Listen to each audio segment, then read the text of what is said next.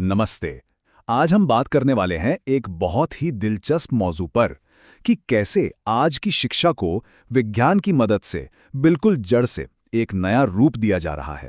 तो चलिए सीधे उस सवाल से शुरू करते हैं जो शायद हम सबके मन में है। आखिर ऐसा क्या हुआ कि स्कूल अब रट्टा मारने वाली पढ़ाई से आगे बढ़ने की सोच रहे हैं? सिर्फ जानकारी याद कर लेना ही काफी क्यों नहीं है? और देखिए, ये जो सोच है ना, ये सिर्फ कुछ गिने चुने स्कूलों की नहीं है। ये एक ग्लोबल बदलाव है। इसका एक बहुत बड़ा उदाहरण है भारत की राष्ट्रीय शिक्षा नीति 2020। ये पॉलिसी साफ कहती है कि शिक्षा का असली मकसद सिर्फ एग्जाम पास करना नहीं, बल्कि एक इंसान की पूरी क्षमता को निखारना और देश को आगे बढ़ाना है। ठीक है, तो इस बदलाव के क्यों को थोड़ा और समझते हैं। बरसों से हमारे एजुकेशन सिस्टम में रटने पर बहुत जोर दिया गया है, लेकिन अब हमें समझ आ रहा है कि इस पुराने तरीके की कुछ बड़ी सीमाएं हैं। और ये चुनौती कितनी बड़ी है, इसका अंदाजा इस आंकड़े से लगता है। राष्ट्रीय शिक्षा नीति के मुताबिक भारत में 5 करोड़ से ज्यादा बच्चे ऐसे हैं जो प्राइमरी स्कूल में तो हैं, लेकिन पढ़ना लिखना और मामूली जोड़ घटाव जैसी बेसिक चीजें भी नहीं जानते। ये वाकई एक बहुत बड़ा लर्निंग क्राइसिस है, जो हमें नए तरीकों के बारे में सोचने पर मजबूर करता है। तो फिर नया लक्ष्य क्या है? जैसा कि ये पॉलिसी कहती है, अब जोर सिर्फ क्या सीखना है पर नहीं, बल्कि कैसे सोचना है पर है। मतलब मकसद बच्चों को चलती फिरती इंफॉर्मेशन की लाइब्रेरी बनाना नहीं है। मकसद है उन्हें ऐसा बनाना जो सोच सकें, सवाल कर सकें और मुश्किलों का हल निकाल सकें। तो सवाल ये उठता है कि ये नया तरीका आखिर हो कैसा? इसका जवाब छिपा है साइंस में, मनोविज्ञान में, जो हमें समझाता है कि बच्चों का दिमाग असल में काम कैसे करता है और वे सीखते कैसे हैं। चलिए थोड़ा गहराई में चलते हैं। यहाँ हमारी मुलाकात होती है जीन पियाजे से, जो एक बहुत बड़े मनोवैज्ञानिक थे। उनकी एक कमाल की थियरी थी। वो कहते थे कि बच्चे कोई खाली बर्तन नहीं है जिसमें हम बस जानकारी भरते चले जाएं। नहीं, बच्चे तो खुद अपने ज्ञान की दुनिया बनाते हैं। और ये जो विकास है, ये एक सीधी लाइन में नहीं होता, बल्कि अलग अलग स्टेज में होता है। पियाजे ने विकास के ये 4 खास पड़ाव बताए। जन्म से 2 साल तक बच्चे छूकर, देखकर, यानी अपनी इंद्रियों से दुनिया को समझते हैं। फिर 2 से 7 साल के बीच वे भाषा और सिंबल्स का इस्तेमाल करने लगते हैं। 7 से 11 की उम्र में वे असल चीजों के बारे में लॉजिकली सोचना शुरू कर देते हैं। और फिर 12 साल के बाद उनका दिमाग एब्स्ट्रैक्ट आइडियाज को समझने लायक हो जाता है। ये एक कुदरती प्रक्रिया है। लेकिन बात सिर्फ दिमाग की तेजी की नहीं है, विकास सही और गलत के बीच फर्क करने की समझ का भी होता है। यानी शिक्षा का एक और बड़ा मकसद है बच्चों के अंदर एक नैतिक समझ पैदा करना। चलिए इस बात को समझने के लिए एक मशहूर दुविधा को देखते हैं, जिसे हाइंस डिलेमा कहते हैं। सोचिए, एक तरफ कानून है और दूसरी तरफ किसी की जान। ऐसे में कोई क्या फैसला लेगा? और इससे भी जरूरी सवाल कि वो उस फैसले तक पहुंचेगा कैसे? मनोवैज्ञानिक लॉरेंस कोहलबर्ग ने पाया कि जैसे पियाजे के कॉग्निटिव स्टेजेस होते हैं, वैसे ही हमारी नैतिक सोच भी कुछ तय स्तरों से गुजरती है।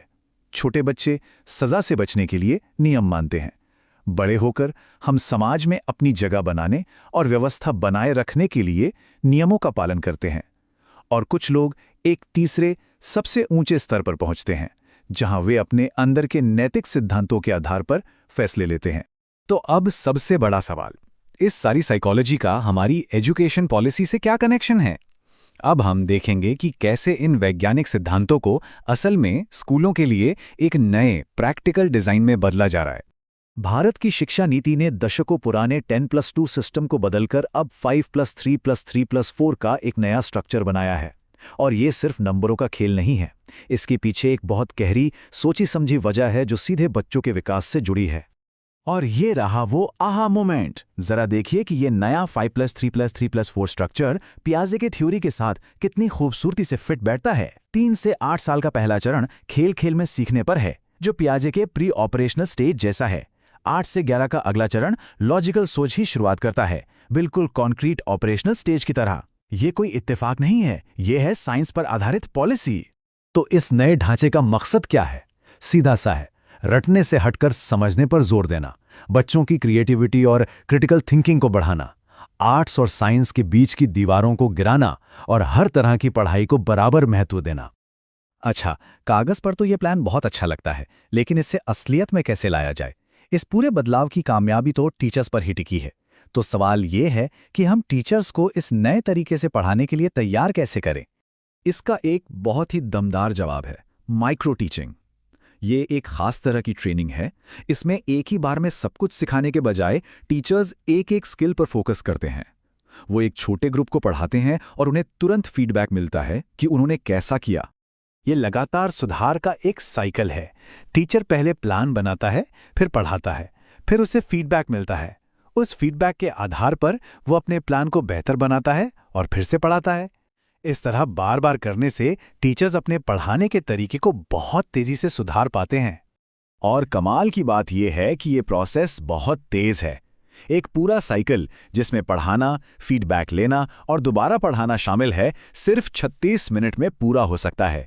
ये बहुत ही फोकस्ड और असरदार तरीका है टीचर्स को नए सिस्टम के लिए तैयार करने का। तो इस पूरी बातचीत का निचोड़ क्या है? 3 बड़ी बातें हैं। पहली, हम इंसान एक तय तरीके से अलग अलग स्टेज में सीखते और समझते हैं। दूसरी, आज की एजुकेशन पॉलिसीज इस साइंटिफिक सच को अपना रही हैं। और तीसरी, इन बड़े आइडियाज को हकीकत बनाने के लिए हमें अपने टीचर्स को सही ट्रेनिंग देनी होगी। और आखिर में यह हमें एक बहुत बड़े सवाल के साथ छोड़ जाता है। सोचिए, अगर हम सच में एक ऐसा एजुकेशन सिस्टम बना पाए जो हमारे सीखने के कुदरती तरीके के साथ तालमेल बिठा ले, तो हम इंसानी दिमाग की कितनी नई और अनछुई संभावनाओं को खोल सकते हैं।